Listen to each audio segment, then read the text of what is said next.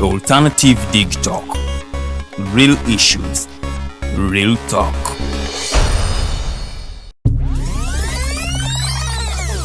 Uganda is born again. Mubirabye. Mubiwulidde.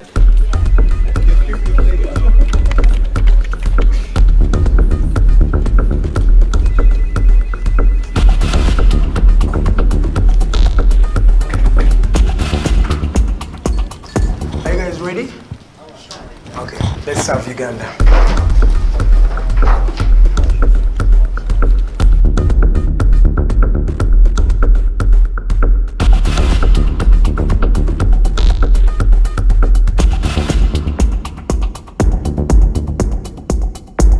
As promised, we deliver.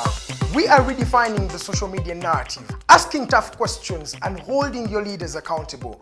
We are non-partisan and break down having a conversation with Uganda. We are the Mighty Drive.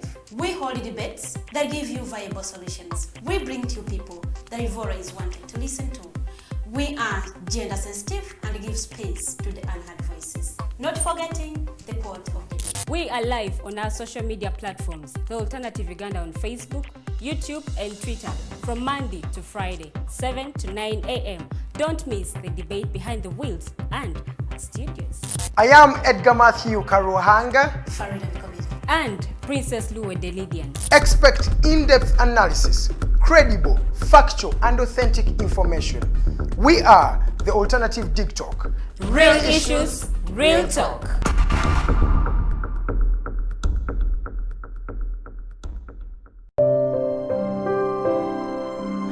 Hey Ugandans, I'm Lieutenant Colonel Dewa Kiki, the Deputy Defense Spokesperson and actually the Deputy Spokesperson for the Uganda People's Defense Forces. I was hosted on Alternative Dig Talk. I encourage all Ugandans that this is the way to go. Always watch, participate, give your views and ask questions on Alternative Dig Talk. Dig Talk, the way to go.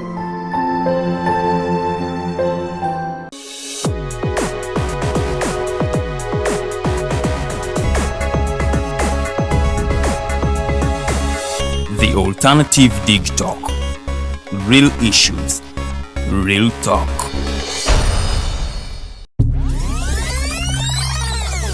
Uganda is born again.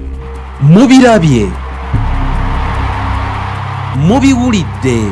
And you will see what NRM means. We are going to crush those criminals. Mubyenyigiddemu. We are simply peacefully telling our people, say no to rigged elections. Ebimu mubitegeera. Naffe tusobola okutiisatiisa abo abatiisatiisa. Oba oli awo ng'abamu mugwamu bigwe.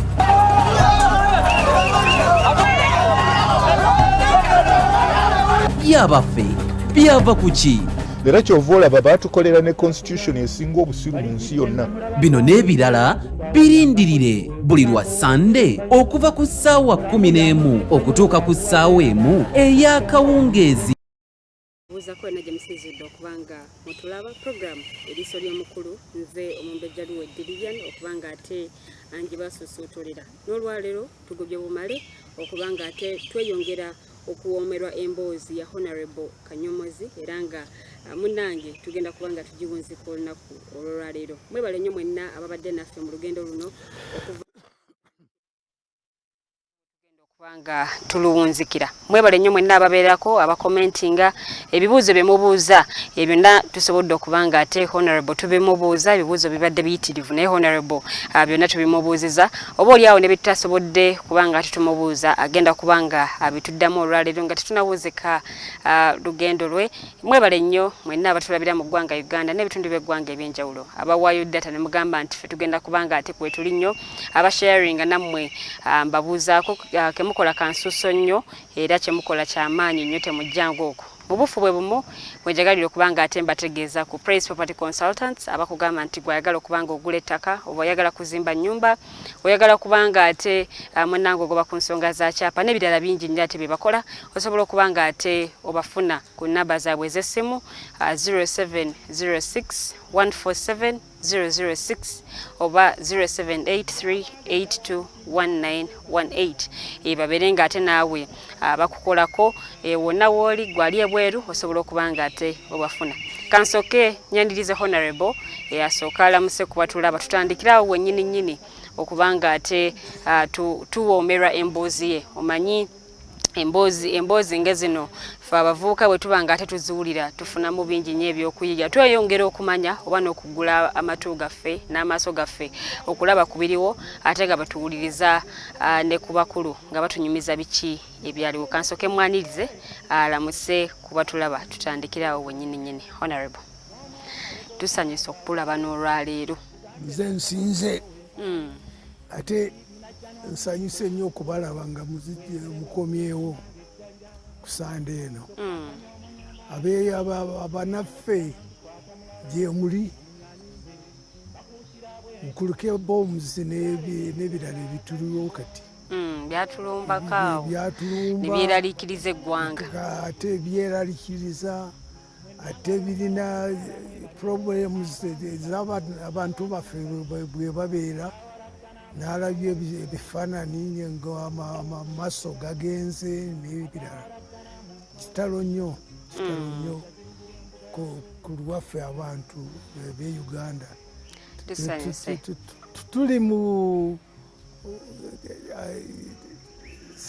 sitegeera ku lwaki omuntu ayeesiba boomu n'agenda n'ayita abantu abalala nga tubalina ekibamukoze.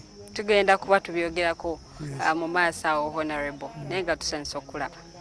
Mwebale nnyo.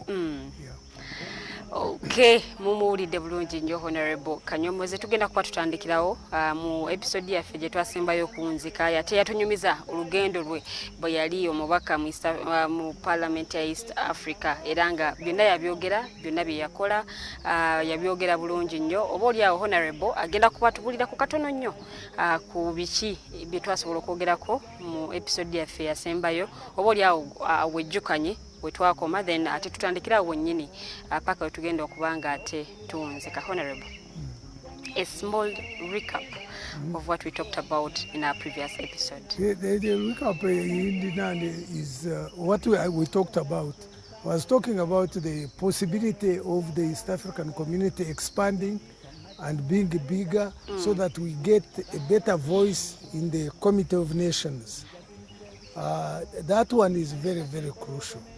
I was looking at the market size and the possibilities that go with it.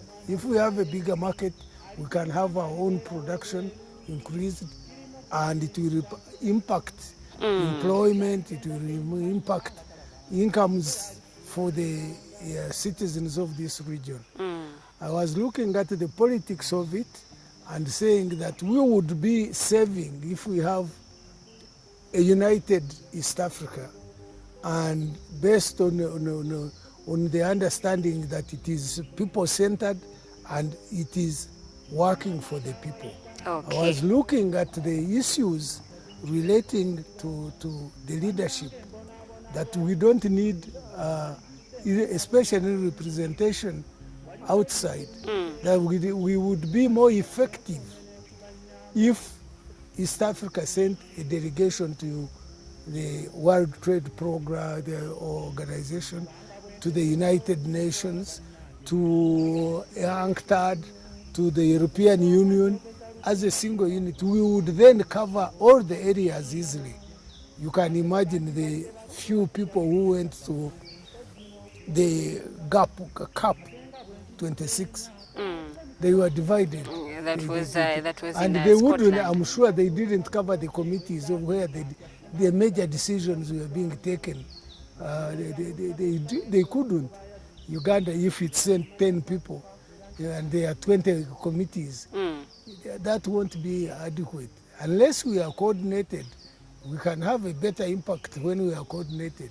I also mentioned the financing of it by saying that if we took a percentage of the customs correction in member countries, it would be more equitable to charge, instead of saying You bring uniform, a small country with This a one is bigger a big country. It is not it is not equitable.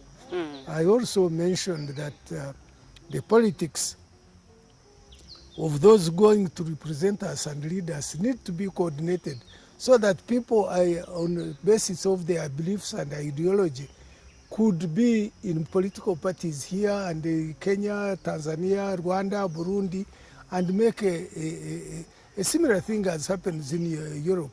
People in the left are there, although they come from different countries. I was looking at the idea that people shouldn't, we should harmonize the period of voting, period of how long the person stays in parliament, how long person stays as a president. I think a uniform formula of 5 years seems to be more acceptable to most people, and we should adopt it. Okay, Honorable Luwedde bulungi ngagezaako kumenyeramu ku bici bye twasemba okwogerako mu episode yaffe eyasembayo naye nga tetunaba kudda ku nsonga ndala nnyo nalyagadde Honorable. As an economist, being a senior economist, what are some of the advice you would give to help revive our economy as Uganda? First of all, the program of the nation for Uganda should be pronounced. We have areas which are known, for example, agriculture. Agriculture was the backbone of our country. Yes, there is a backbone of our country, but the budget for it is minimal. Second, the size of the administration should be rationalized so that the money saved can go to social services and infrastructure and things that benefit education, health, construction of infrastructure, lowering of energy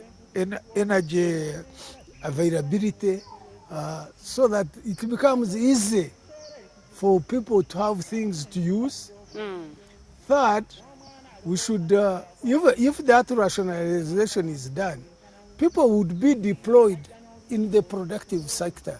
You find our administration is so large that resources, instead of going into production, are in administration and consumption. I mean, if you look at the amount of money which Parliament votes as hidden, I mean, I always ask myself, classified expenditure. I mean, what is classified? The State House, for example, gets so much money as Office of the President has a budget, and Yeah, then office- the State House the has State also a House budget. has a budget. I mean, and more, especially the classified one. The State House is a reception area, a welcoming area. What is so secret if a president from elsewhere comes to visit our president, that it is secret that he drank one beer or a cup of tea? I look at that thing as very, very awkward. I mean, what is classified? The amount of food that they eat at the thing, because the other things are done at a policy level in the individual departments. And I find that awkward. There is a feeling also, we don't seem to have priorities. I always wonder. We have NADs, for example, to look at our agriculture. Then suddenly we have Operation Wealth Creation. We have a Myoga. We have all these things. This experimentation in how to run the economy is what is actually killing us. If you have NADs and you have approved it, and it is doing the work of helping agriculture, then what is the wealth creation doing? The third thing which I mentioned slightly the other time was the things that come up. You have a Myoga, you haven't finished the Myoga, and then something else comes up. You haven't known the impact of the myoga to something else. And then you introduce something else. You start something else. Unfinished programs are the ones which lead us to excessive expenditure and heavy bureaucracy that doesn't help the nation. We need to change our educational things to put it more in line with production. It is talked about, but it's never implemented. Countries which have developed have looked at vocational and technical things. If you are not going to move, okay, the president talks about so much about scientists. The scientists are not the only people. There are others. The scientists, okay, medical is also included, I hope. But if you look at the payment system of the people in medicine and people in the administration, they are world apart. Actually, if you look at the budget for Ministry of Health or the budget of Ministry of Education is lower compared to the budget allocated to the security. Yeah, exactly. Of course, this is a thing. Of course, now they will say, but the security we need so as to stop the bombs. The bombs are coming for very many reasons. The third one, I look at the problems that we have with energy. We are producing hydro power.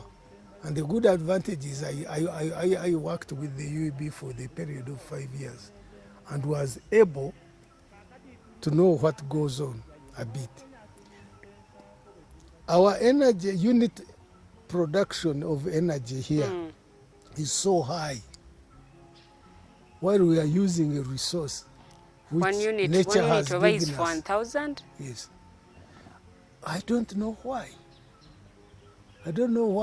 The same way, the people using the same raw material are producing power cheaply.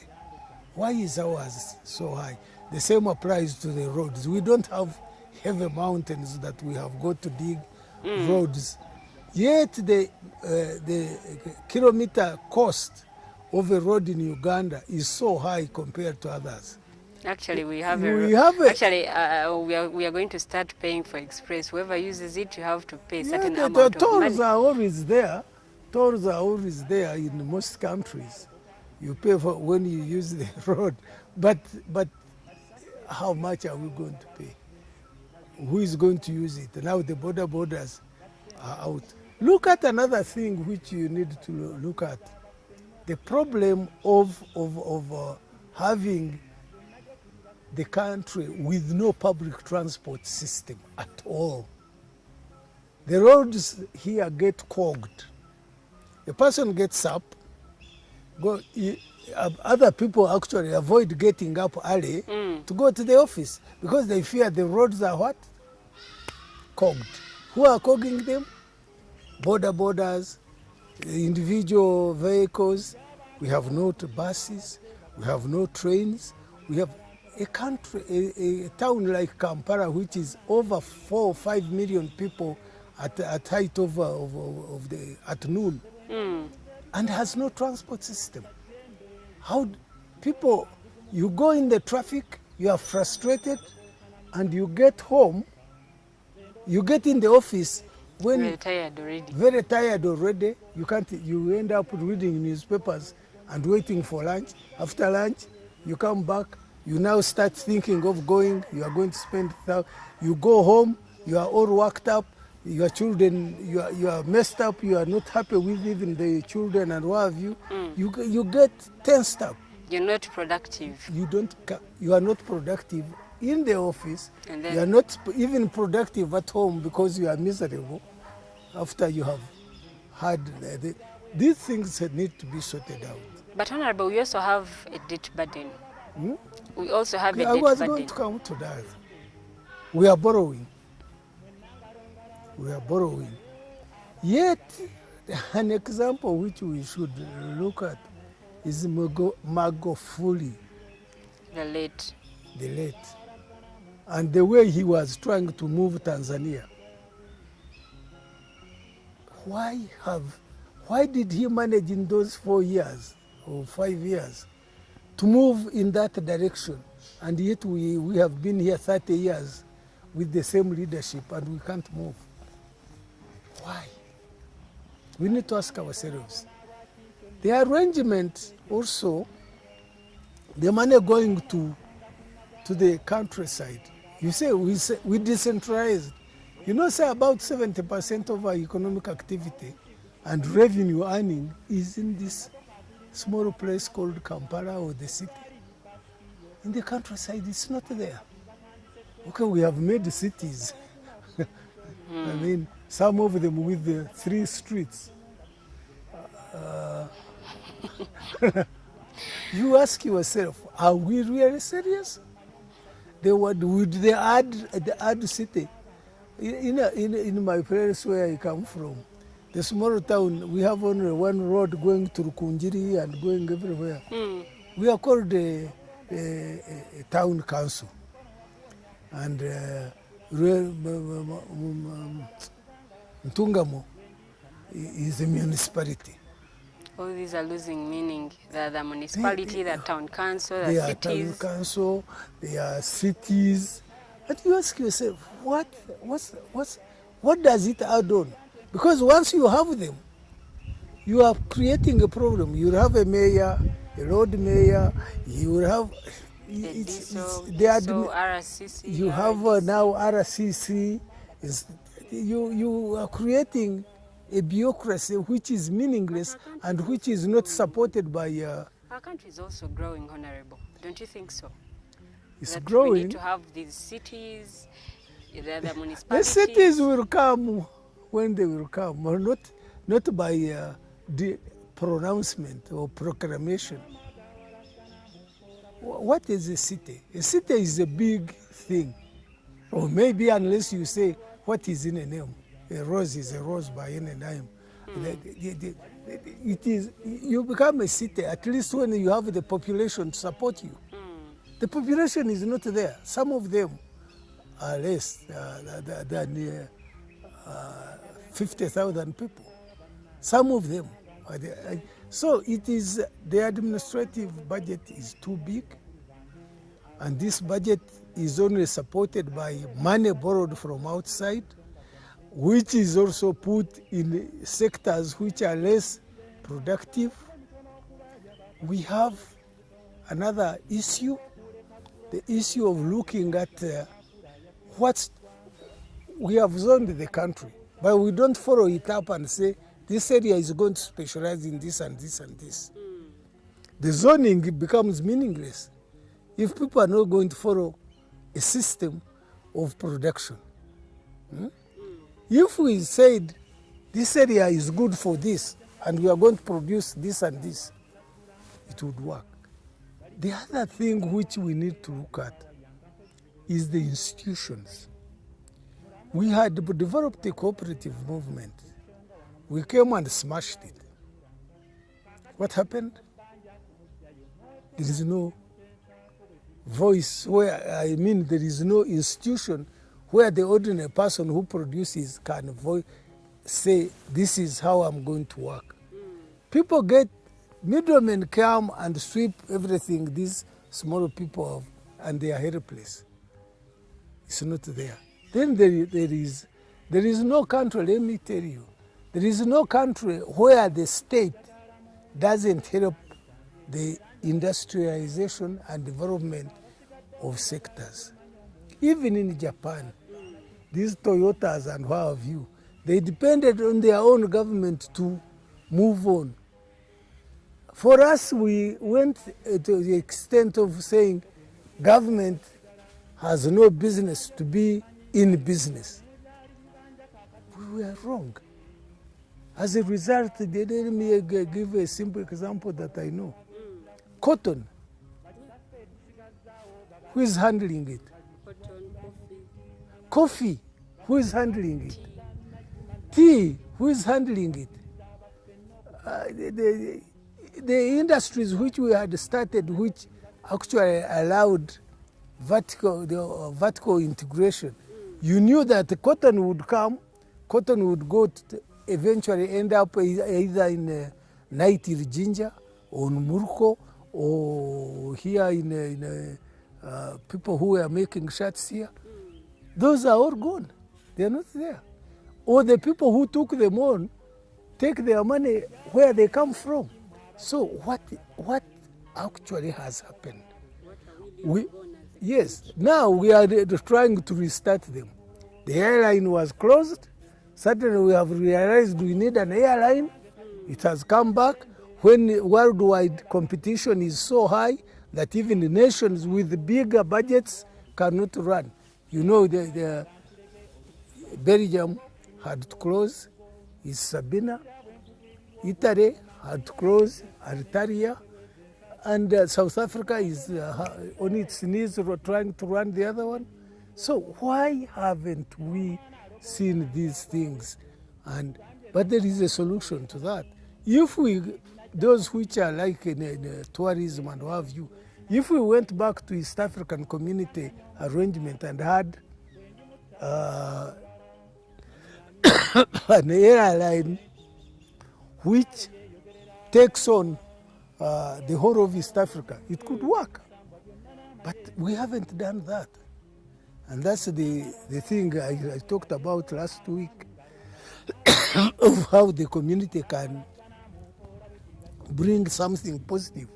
The units which were there could start again instead of being small here, small there. So we need to really sit and organize our people so that we can move productively. And let me look at these individual resources that we have. People are given money. There is the youth program. There is the women program. There is the yoga program. Yeah? There is the elders program. I haven't qualified to get something out of it yet. There are so many programs, all of which are not coordinated. You have money, 30 million shillings. You go and give it to people who haven't thought out what they are going to use it for. You say, this youth money is for you. They haven't worked out what that money is going to be used for. They haven't identified the source. They haven't looked at the marketing of these things. But they have the money now. So they end up dividing it between themselves. And that's the end. The production, even collecting that money back and becoming like a revolving fund is completely missing. Because they are not going to be able to do it. There is no value for money. The value for money is lost. Now you are talking about the debt. The debt is too big. And people will say it's sustainable. America and wow, if you take percentage-wise, it's sustainable, maybe. We are paying taxes. I remember some time back when they introduced the OTT tax. We are paying taxes, but the taxes from what? We are 44 million. How many people are paying that tax? And where is the tax which is collected going? And where does that money go? It goes in classified expenditure.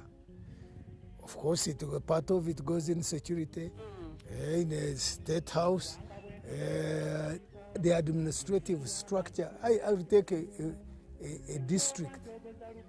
A district has an now RCC. It had an RDC. It has a cow. It has the chairman of the council. It has the members of the council. It has DISO. Now, the hands which are going in that OTT tax are too many to be sustained. Then you end up encouraging what? Corruption. Not that in other places there is no corruption. There is corruption, all right. But it is easier to find out who is corrupt than when everybody is trying to grab something. There is corruption. I think in my area, there is a corruption of need and corruption of greed. And if you read your Shakespeare, yes, it's all corruption. But there is a difference. If you are hungry, my dear, and you get corrupt so that you can survive, the corruption of need is a survival. The corruption of greed is accumulation. What in the old days people used to call it also affected the economy in one way or the other. If you look at very, the corruption. Very much so. Very much so. Very much so. It makes life very difficult. Everybody thinks I've got to get something positive out of where I am and where I work, and they end up saying, man eateth where he does what? He liveth. Where he works. That's what is But can, Honorable, can we be able to fight, or will we be able to fight this virus of corruption? Yes. First. But now, if you look at the people. Let me take the embezzlement and then the corruption let me take a simple example. For some people, they are given positions, others are ministers. Yes. Let me take a simple example of the medical services. If the medical services, if a doctor was getting good salary, his needs are being catered for. His child is going in a school where his colleague who has gone either in the army or in politics, his children are going. What would make him force him to look for an extra penny in order to perform? He looks at it. I have gone to university in Makerere. I'm considered as a person who was high up. Another one has gone in politics because he failed even to get anywhere. His child is in a good school at Budo or something. Or Namagunga, or Nabisunsa. Mine cannot go there because I can't either afford, or he can't even go to the private schools. The UPE. Why, if it is good, how many politicians' children go to that UPE school? I remember a politician telling people that these people are lucky. The ordinary people are lucky because the government is paying for their children. Now my children, I'm paying 1 million and he wasn't ashamed to say such a thing. I'm paying 1 million. You people are lucky. You are going in a school, but in that school, what is there? There's nothing. The teachers go to school and sit and wait for the teachers to come at around 11. And go then you go for lunch. And the lunch is porridge. Yes. So these are things which make life very difficult for everybody. But now we have science and technology. Yes. Has the government embraced it? They have said so, but have they? Have they put in the investment which is needed? And that one is also a mistake. The people who are saying the people in the sciences should be paid more, none of them is, few of them are scientific. How much do they get? 2.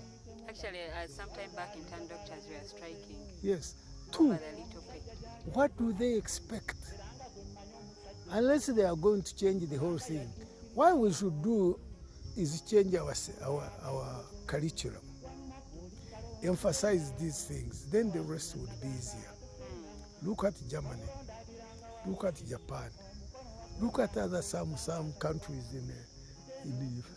even a small country like Finland. Look at the Scandinavian countries. The emphasis on the educational system is technical. If you did that, then things would be easy.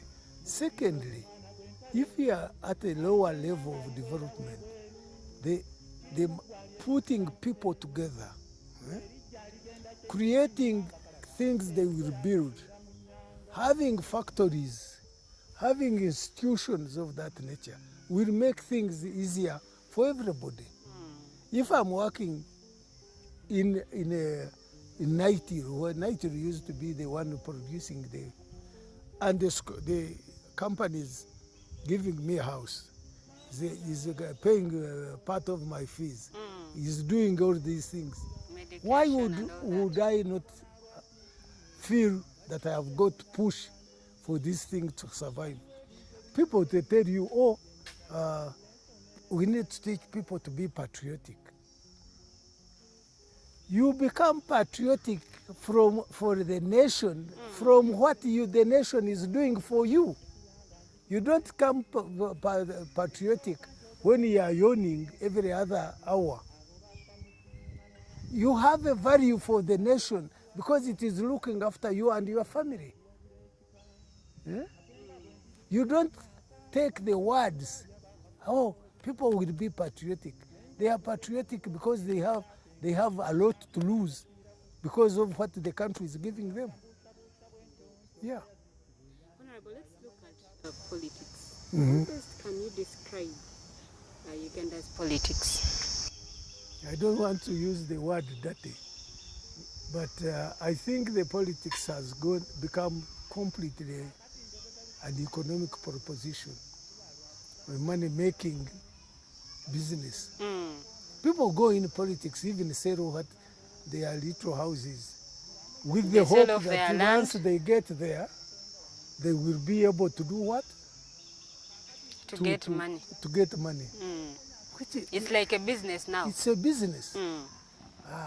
If I go in, I will try and get a return very quickly, and I will develop myself. It cannot be. You go in politics to serve. You go in politics because you have an aim of wanting the society to change. You go in politics to improve the welfare of the people you represent. You don't go in politics to make money or to accumulate. But now the things have gone haywire, and the things won't. Okay. So, Honorable, as an elder, are you satisfied or is it certified? Satisfied Yes. with the kind of legislators we have right now? First of all, there are too many. It's like there are too many. I'm not satisfied at all. There are too many, I don't know what they do. Secondly, even when I was a minister, I used to be able to go to my constituency, and I was a busy person. I used to able to go to my constituency to see what is happening, to get the solution, the problems which they have. At the moment, these people don't go there. Third, the programs which are online, what people should realize is this. People these days say, a member of parliament, I have my manifesto. A manifesto is a program of a party or a program of the government in power. How can you have a manifesto when you don't tax anybody to get money? Then you end up being taxed by the people because you said the roads are going to be there, now they are not there. You can't build a road as an MP. You can't build a hospital. Maybe if you build a private school, you can't do it. You can't do the social services. Third, the other thing you need to look at about the MPs, you say, I have a manifesto. You don't, I have dismissed that, you can't. Third, even for the opposition, they say, I'm going to have a program. I'm going to have a program for the opposition when a party which won has a program, what you are, as a member of the opposition, you can do is told them on their manifesto and what they promised. You Have promised you done this? Yes, have you done it? And that's what you tell the people. You choose me next round and I will do it. You don't go there and say, oh, it should be done this way. But you have no mandate. You see, that's the problem that we are having with our politicians. But is the opposition the doing what they're opposition supposed saying, to oh, do? we have a program. And yes, you have a program. You were subject to voting, okay, by crook or hook or what. You were not voted. The people we voted have promised us a myoga and what have you. You hold them. What is a myoga? It's this and this. Have you done it?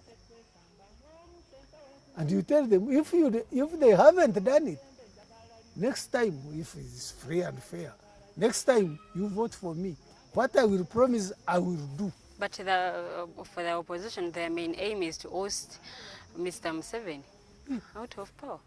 No, that is the only thing they are looking at. Mr. Museveni runs a system. He won't go alone. He has got to go with his government as a whole. Alone, if he goes alone and the rest stay, the later builders and what have you stay, you are not moving an inch. But is it achievable for the opposition to oust Mr. Museveni? I don't know. That's a very difficult question for me to answer.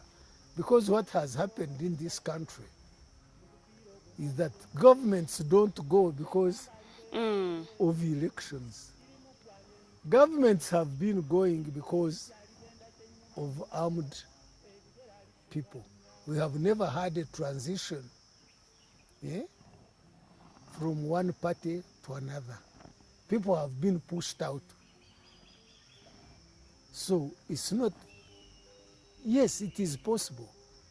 If you have a program and elections are free and fair, the conditions are conducive for anybody to go there and say his piece.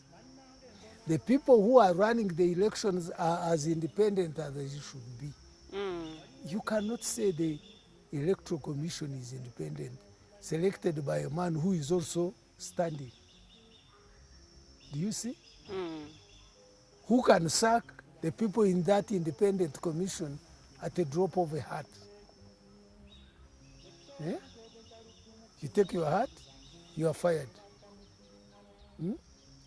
It can't be. We need to look at these institutions and how much degree of freedom they have to operate. But are these institutions independent? That's what I'm saying. They are not. And that's why they corrupt. And that's why the opposition doesn't believe in them. Although they go there for show, to tell the world we're in, the conditions are still bad, but we managed to get. Let me take the last elections. The November 2021 elections. The November, 1 year ago. You remember when they arrested the Honorable Chagulanyi? Yes. What had he done? Do you know? Did anybody know?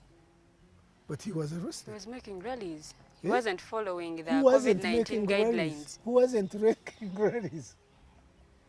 Because if the system is, who wasn't making rallies? How were they communicating to the people who voted for them?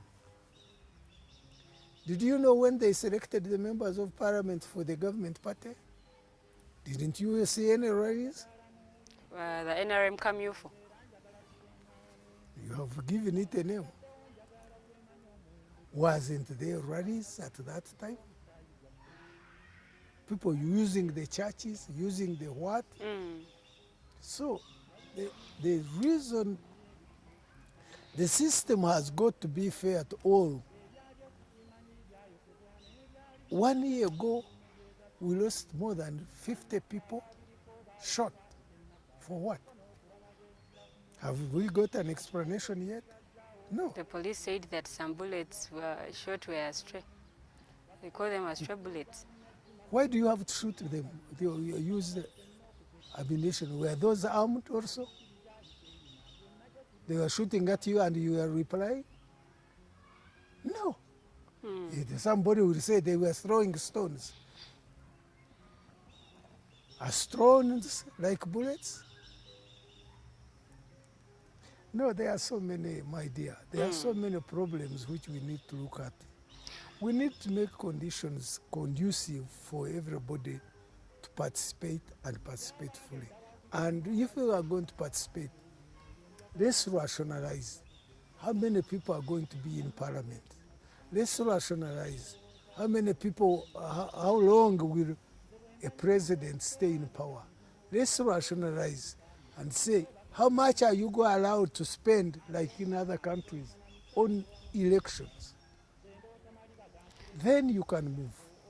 You've mentioned that the issue of when should the president stay in power, but you as an elder, have you ever, or with others, have you ever considered having a dialogue with Mr. Museveni to tell him on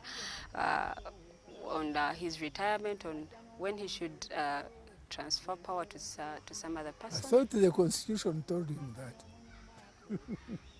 The Constitution told him, and he said it was the best Constitution in the world. Because why did he change it? Is our Constitution still serve a purpose? The Constitution should serve the purpose, but it's the individual to look at it and say, no. When people in Tanzania wanted Nyerere to stay on, Nyerere said, no, I can't stay on. And there are others who have said no. Then the institutions also in some countries have, the church stopped people in Malawi, the president of Malawi, from going on. They did the same in Nigeria. So it can be done.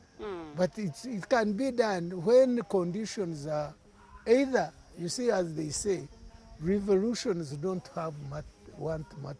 The matters don't like matters. If you are going to be shot, on the anniversary of this shooting of 1 year ago, and this time, instead of having a remembrance, you couldn't even have it, because you could be shot again.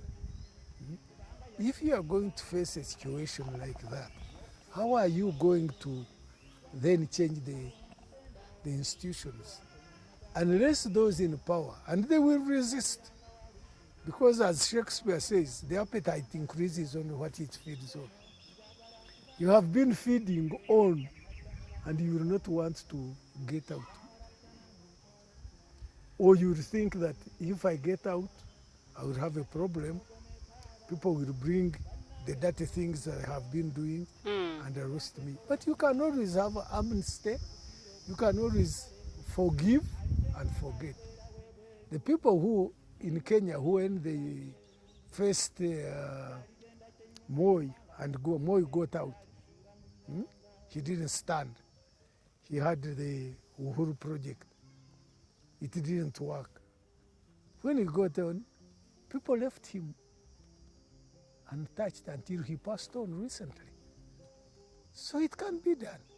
I'm sure if the president of this republic said, I'm going home to Rwachitura, you people are free to choose whoever,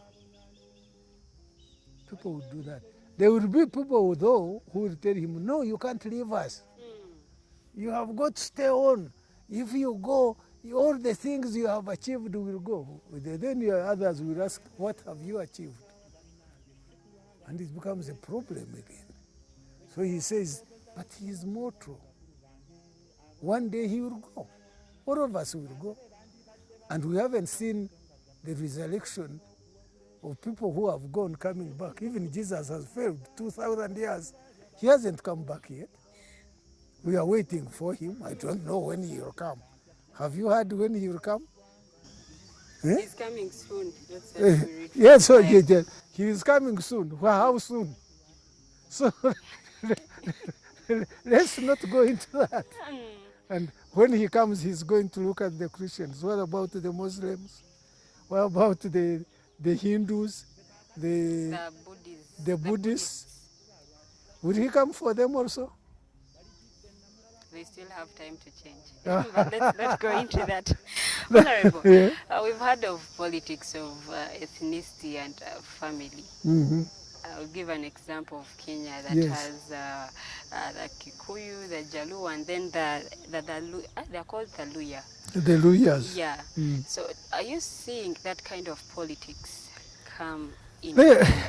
In fact, the Luyas have now said they are the largest tribe in Kenya, so they deserve to have a president. Just recently, a few days ago, there is a professor who has done research and said we the Luyas are the biggest, not the Kikuyus and the Luos and all these people. Now, can we expect that to happen? No, we have been brought up differently. First, the tribal part. How united are the largest tribe like Buganda, the Baganda? Are they all united to say it is either us or nothing? You are a princess from here. Are they? Okay, they agree on the Kabaka. But even that one, if there was a referendum, we don't know what will come out of it. Two, here the element of religion is also pronounced. So the ethnic thing would be very difficult because the Catholics would go one way, the Protestants may go one way, the Muslims will go one way. Now the born again, the confused Protestants born again will go another way. Now they are. None of them is a new religion. They all believe in Jesus Christ and what have you. The other group is the Catholic one is what? The Orthodox? No. There is the Catholic Church, church one. It has gone out of my head. It's also part of the Catholic Church. Yes. I've also forgotten. Who knows no. Not born again. So you can't, in Uganda I don't think that would come.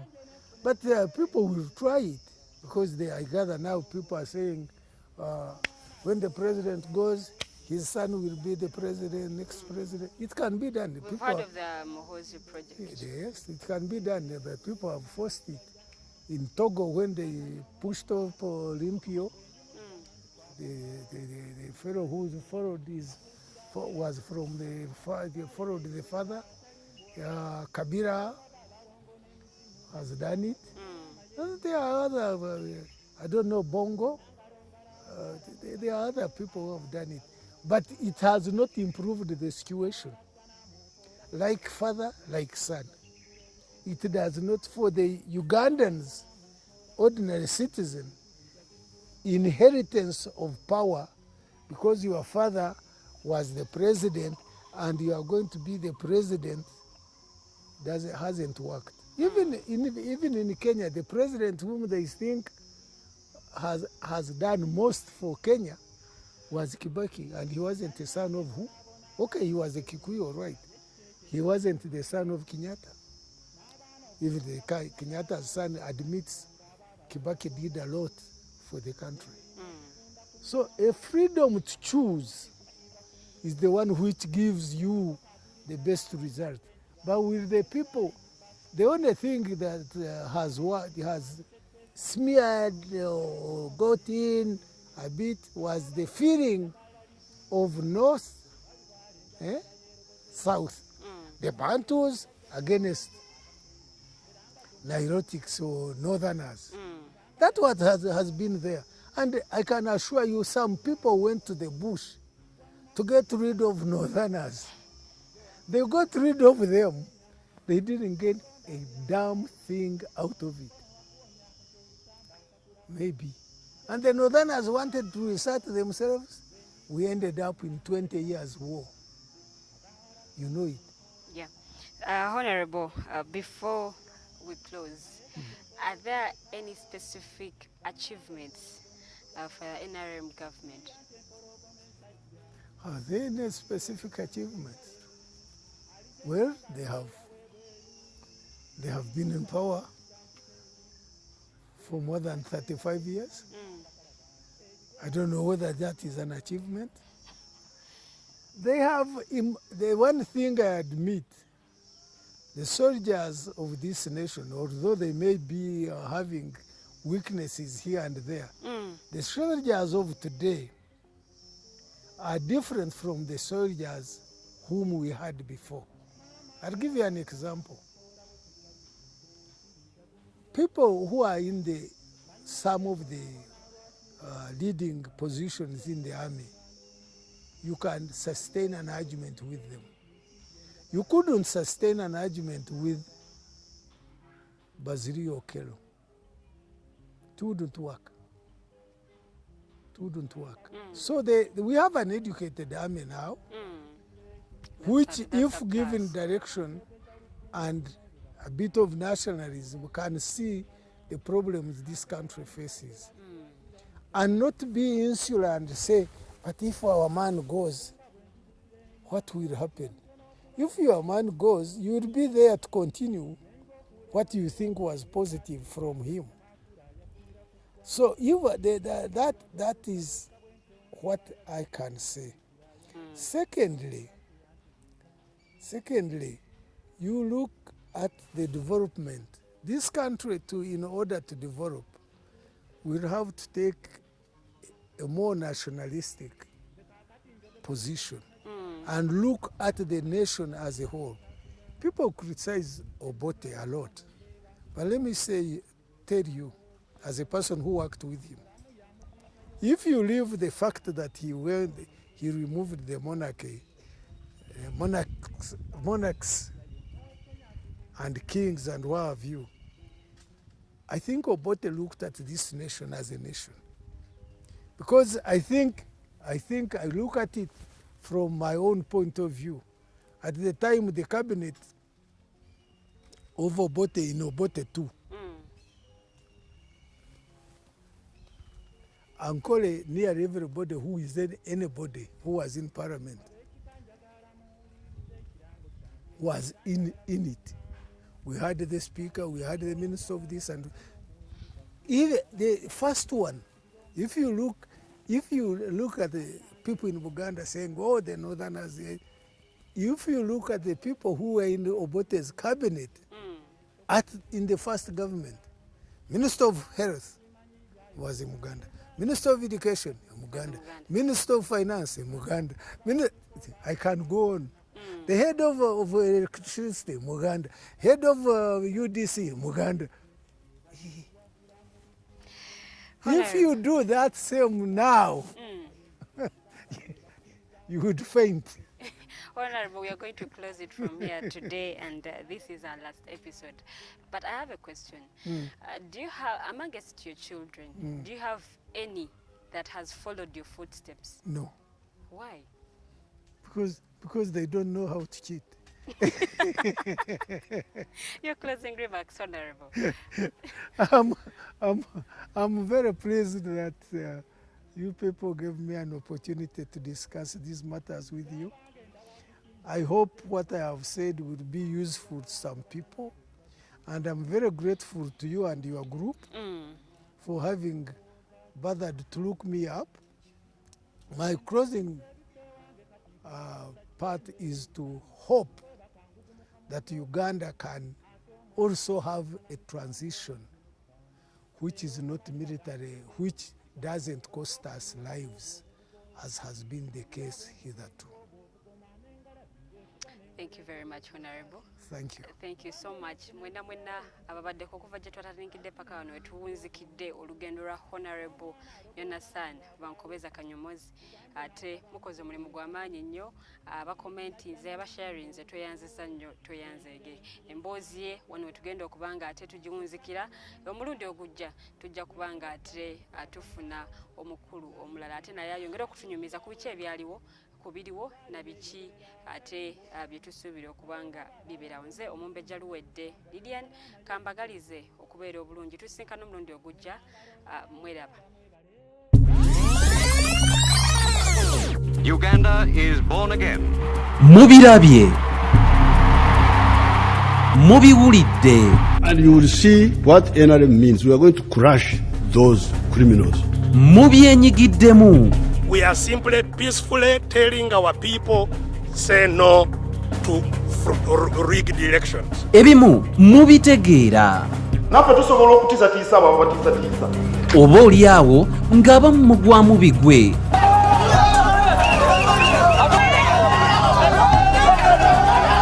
Byabaffe byava ku ki? Era kyova olaba baatukolera ne constitution esinga obusiru mu nsi yonna.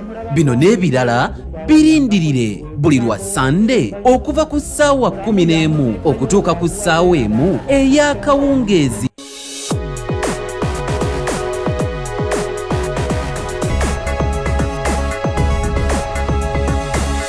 The Alternative Dig Talk. Real issues, real talk.